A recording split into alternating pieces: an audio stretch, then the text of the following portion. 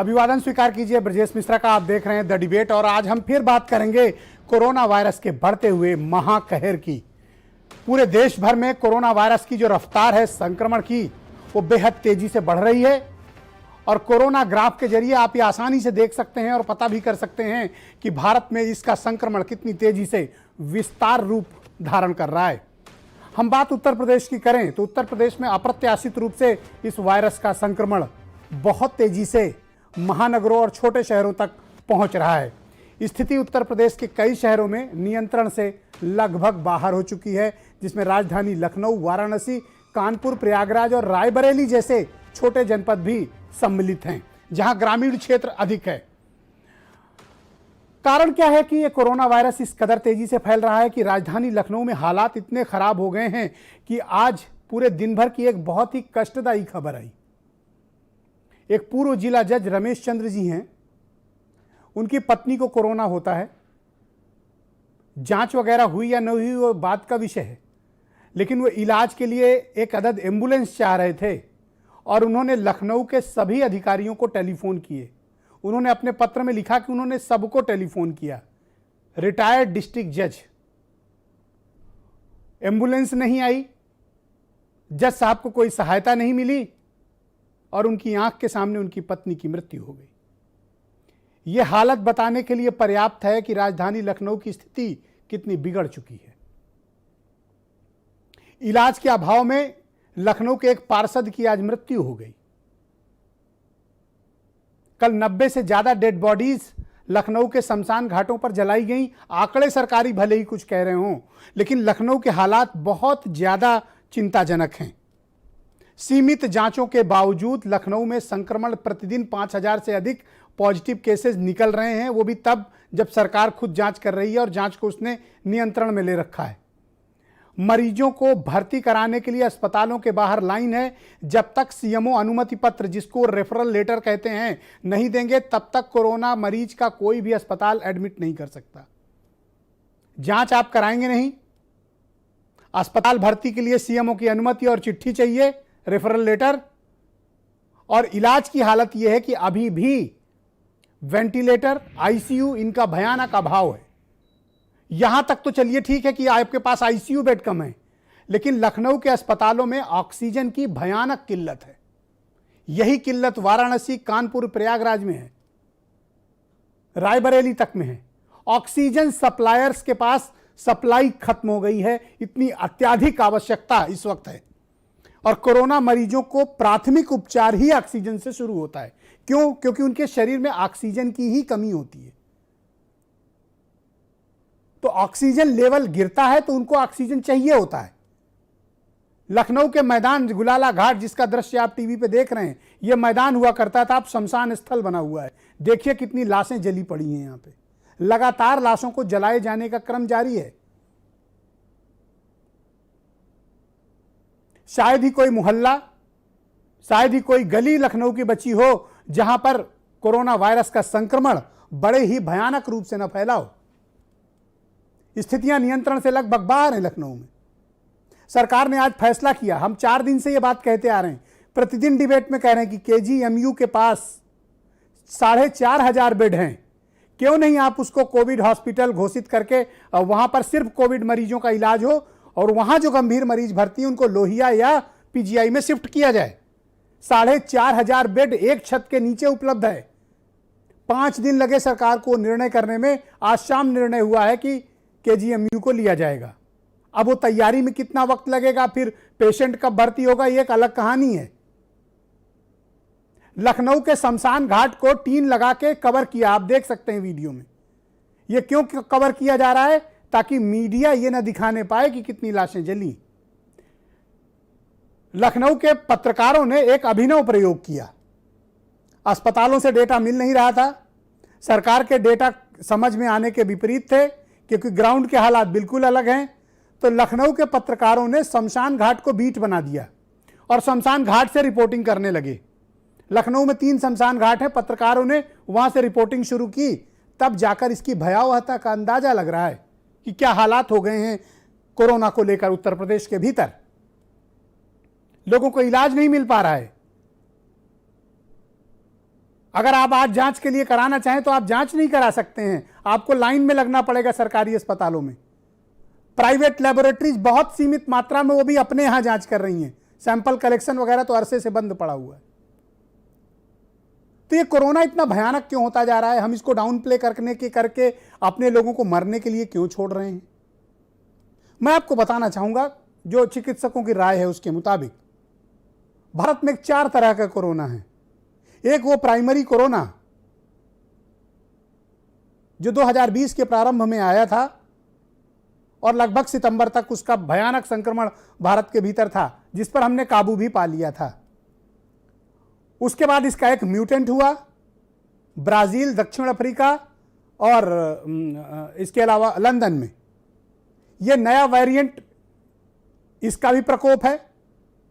इसी में double mutant भी हुआ है, उसका एक अलग वेरिएंट बताया जा रहा है। और कुछ लोगों को कोरोना पोस्ट वैक्सीन के बाद हुआ है, पहली या दूसरी डोज के बाद, वो अलग प्रकार का कोरोना है। और चौथा कोरोना है री इन्फेक्शन। WHO कहता है कि 102 दिनों के बाद अगर किसी को वापस कोरोना होता है तो उसको वो री इन्फेक्शन मानते हैं, दोबारा से संक्रमण। ऐसे भी केसेस भारत में आए हैं। तो ये 4 प्रकार के हैं, primary, first mutant, post vaccine और चौथा अब री इन्फेक्शन। इसमें जो नए वेरिएंट हैं जो सितंबर के बाद आए हैं, जो लंदन, ब्राजील और साउथ अफ्रीका में मिला और उसका इंडियन एक वर्जन विदर्भा, महाराष्ट्र में मिला, यह बहुत तेजी से फैल रहा है। इतनी तेजी से फैल रहा है कि हम इसकी कल्पना नहीं कर सकते हैं। अधिकांश केसेस भारत में जो इस वक्त मिल रहे हैं तेजी से बढ़ने के नए केसेस, वो नया वेरिएंट है जो पहले से कहीं अधिक घातक और जानलेवा है। और खास बात यह है कि यह नया वेरिएंट 45 साल से कम उम्र की लोगों को ज्यादा शिकार बना रहा है। इसके पहले आपको याद होगा जब प्राइमरी कोरोना आया था, वो बुजुर्गों को ज्यादा शिकार बना रहा था। इस बार वो 45 से कम के लोगों को अपना शिकार बना रहा है। इसीलिए विशेषज्ञों की सलाह थी कि भारत में भी 18 साल से ऊपर के जितने भी लोग हैं उनको तुरंत वैक्सीनेशन प्रोसेस के दायरे में लाया जाए, क्योंकि 18 से कम यानी जो बच्चे हैं उनमें इम्यूनिटी लेवल बहुत होता है, प्रतिरोधक क्षमता बेहद बेहतर होती है, उनमें बहुत ज्यादा ये असर नहीं करता है, और अगर करता भी है तो उतना घातक नहीं होता है जितना कि 18 के ऊपर के लोगों में होता है। ये इसके मेडिकल पहलू जिन्हें आपको समझना चाहिए, परेशान भी नहीं होना चाहिए, लेकिन अगर हालत गंभीर है तो आपको चिंता करनी चाहिए। हमने न तो पहले के मुकाबले कुछ सीखा, न तो अमेरिका यूरोप में दूसरी लहर आई हमने उससे कुछ सीखा, न हमने नए वेरिएंट के बारे में लोगों को जानकारी दी और न उसके लिए कुछ अरेंजमेंट किए। हमने डाउन प्ले किया, लैक ऑफ रिसोर्सेज रहा। कोविड हॉस्पिटल्स हमने बंद कर दिए थे, सितंबर के बाद से बंद करना शुरू किए थे, और अब हालात ऐसे हो गए हैं कि हमें खड़े होने का भी मौका नहीं मिल रहा है। बहुत ही भयानक तरीके से यह वायरस हमारे समाज के भीतर पहुंच चुका है, गांव-गांव पहुंच चुका है। आज रायबरेली जैसे शहर में, रायबरेली जैसे जनपद में ग्रामीण क्षेत्रों को भी जोड़ने 12 लोगों की मृत्यु अकेले रायबरेली में हो गई। आप कल्पना करें कि उत्तर प्रदेश का कोई भी जिला बचा नहीं है जहां इस संक्रमण को फैला ना हो। लेकिन मैं आज लखनऊ के व्यापारी भाइयों को, दुकानदारों को बधाई दूंगा कि उन्होंने सेल्फ लॉकडाउन अपने ऊपर इंपोज किया। लखनऊ को बचाने के लिए हमारे व्यापारी भाई आगे आए, उन्होंने शटर डाउन कर दिया, दुकानें बंद कर दी, मुख्य बाजार बंद कर दिए, ताकि इस संक्रमण की चेन को तोड़ा जा सके। जब तक ये चेन नहीं टूटेगी तब तक इस संक्रमण पर काबू पाना लगभग असंभव है। और उत्तर प्रदेश की सरकार से जो अपेक्षा थी उन अपेक्षाओं को पूरा नहीं कर पाई। मेडिकल इंफ्रास्ट्रक्चर के बारे में भारी अभाव है, लोग तड़प रहे हैं। बीजेपी के अपने नेता, मिनिस्टर, विधायक, पार्टी संगठन के महामंत्री लगातार सरकार के कामों के लिए को घेर रहे हैं, अधिकारियों पर आरोप लगा रहे हैं। वो इसलिए क्योंकि वो अपनों का इलाज नहीं करा पा रहे हैं, अपनों की टेस्टिंग नहीं करा पा रहे हैं। इस कदर हालात खराब हैं कोरोना वायरस के चलते उत्तर प्रदेश के भीतर। मैं चाहता हूं कि आप कुछ बयान सुने, फिर एक बड़ी डिबेट को मैं आगे बढ़ाता हूं। ऑक्सीजन की जहाँ जहाँ कमी है वहाँ उसे पूरा किया गया है। 3500 सामान्य पूरे सभी को मिला के बेड्स थे, अभी बढ़ जाएंगे और बढ़ने के बाद लखनऊ में जो पर्याप्त व्यवस्थाएं हैं वो सुनिश्चित हो सकेंगी। दिल्ली में हॉस्पिटल बेड्स की कमी नहीं है, 5000 से ज़्यादा बेड अभी खाली हैं। वीकेंड के ऊपर कर्फ्यू दिल्ली के अंदर लगाया जाएगा। अब ये वायरस दूसरे तरह का है, इसमें इन्फेक्शन ज़्यादा हो रहा है।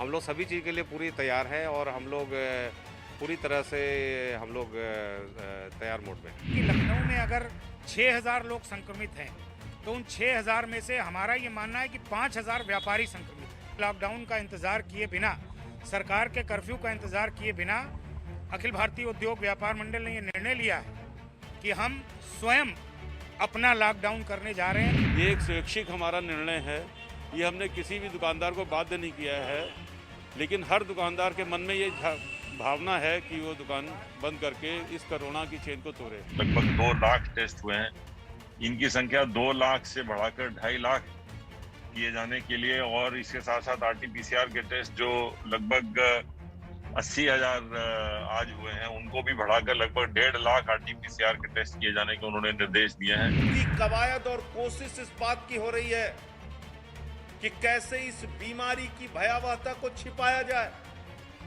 कैसे कोरोना के संक्रमण की रिपोर्ट को दबाया जाए, कैसे हॉस्पिटल में बेड नहीं मिल रही इस खबर को अब बाहर न निकलने दिया जाए, कैसे डीएम ने कह दिया कि रोड पर लोगों की जान जा रही है उसके खिलाफ जांच करो। ये हो रहा है।